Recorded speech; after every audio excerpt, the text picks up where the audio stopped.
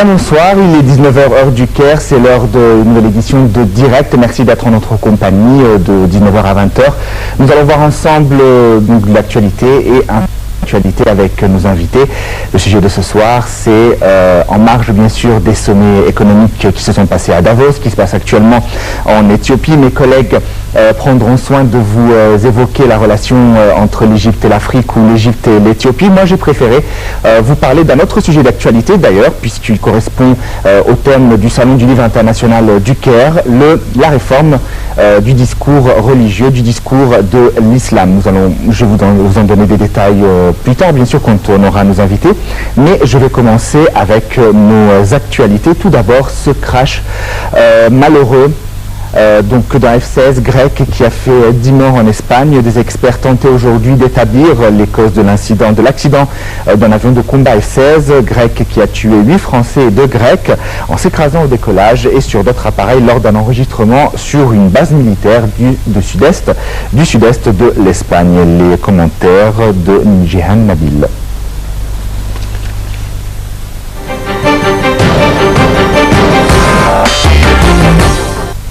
Selon un dernier bilan fourni aujourd'hui par le ministère espagnol de la Défense, 8 Français et 2 Grecs sont morts, tandis que 21 personnes, 10 Français et 11 Italiens, ont été blessés. 5 personnes brûlées dont la nationalité n'a pas été précisée ont été transférées dans une unité spécialisée de son hôpital madrilène. Le chef d'état-major de l'armée de l'air française, le général Denis Mercier, a précisé mardi sur la chaîne BFM TV que 2 pilotes, un navigateur et 5 mécaniciens avaient trouvé la mort dans le crash.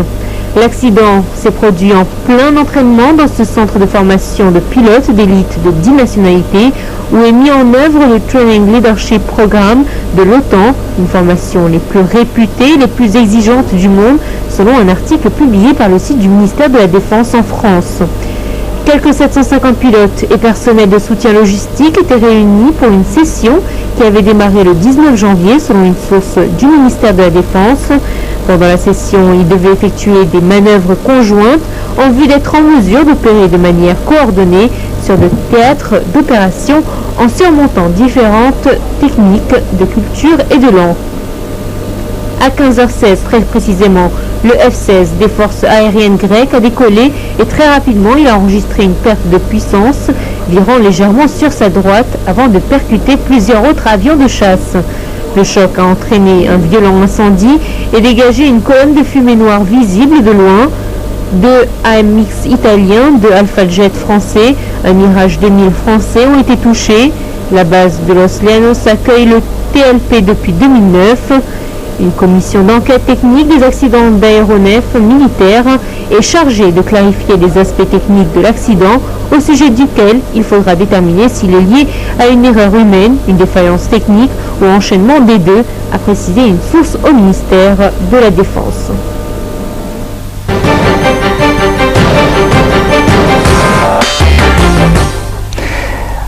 Donc à Gaza, l'ONU a annoncé aujourd'hui suspendre son aide financière à des dizaines de milliers de Palestiniens pour réparer leurs maisons ou payer leur loyer à Gaza, dévastés donc par la guerre avec Israël, dénonçant les promesses internationales non tenues. À notre commentaire.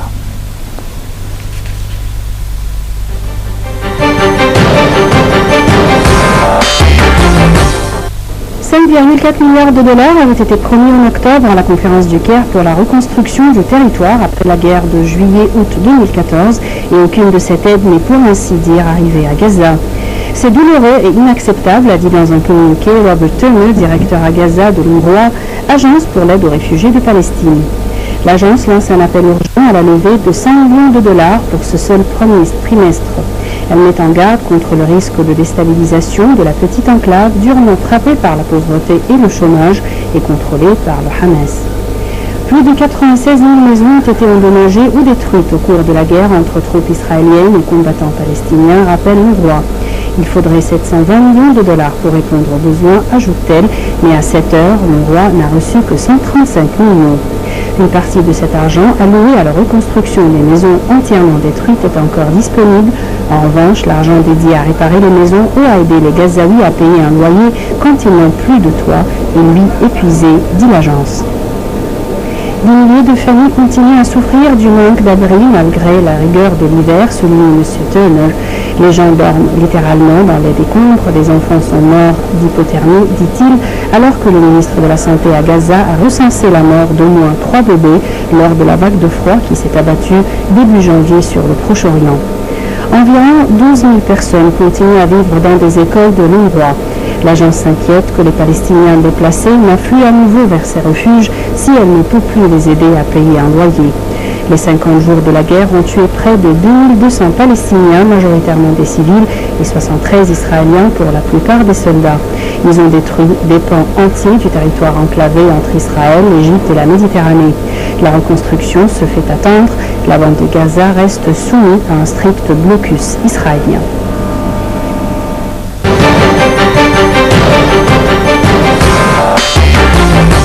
Pour clôturer les commentaires, l'Union européenne a menacé aujourd'hui la Russie de nouvelles sanctions en dénonçant sa responsabilité dans la détérioration de la situation de l'Est de l'Ukraine, notamment après l'attaque meurtrière contre la ville pétrolière de Mariupol.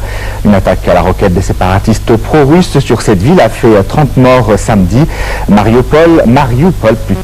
La dernière grande ville à l'est séparatiste sous le contrôle de Kiev et sa conquête ouvrirait un corridor entre la Russie et la Crimée annexée. Mohamed El-Homossani signe ce reportage ou ce commentaire.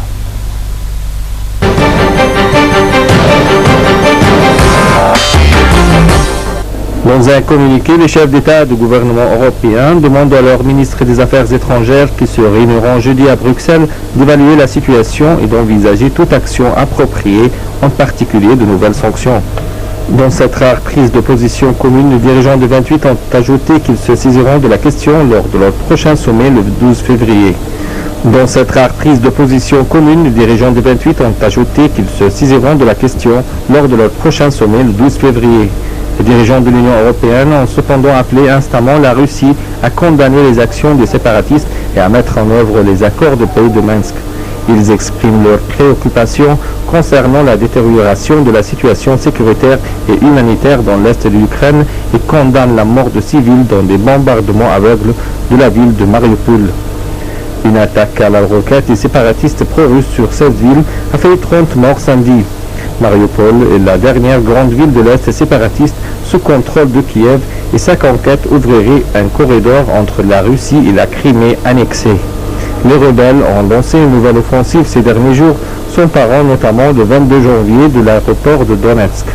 8 civils ont été tués dans cette ville dans le bombardement d'un arrêt de trolleybus. Au vu de cette situation, la représentante de la diplomatie européenne, Federica Mogherini, a décidé de convoquer pour jeudi une réunion extraordinaire des ministres des Affaires étrangères de l'Union européenne. Depuis le début de la crise ukrainienne, l'Union européenne a pris des sanctions ciblées contre des personnalités russes et pro-russes, puis cet été des sanctions économiques contre la Russie après le crash du Boeing de la Malaysia Airlines. Dans le cadre d'un nouveau train de sanctions, les Européens peuvent décider d'ajouter de nouveaux noms à la liste noire. Pour aller au-delà, avec un renforcement des sanctions économiques, il faut une décision unanime des chefs d'État et de gouvernement.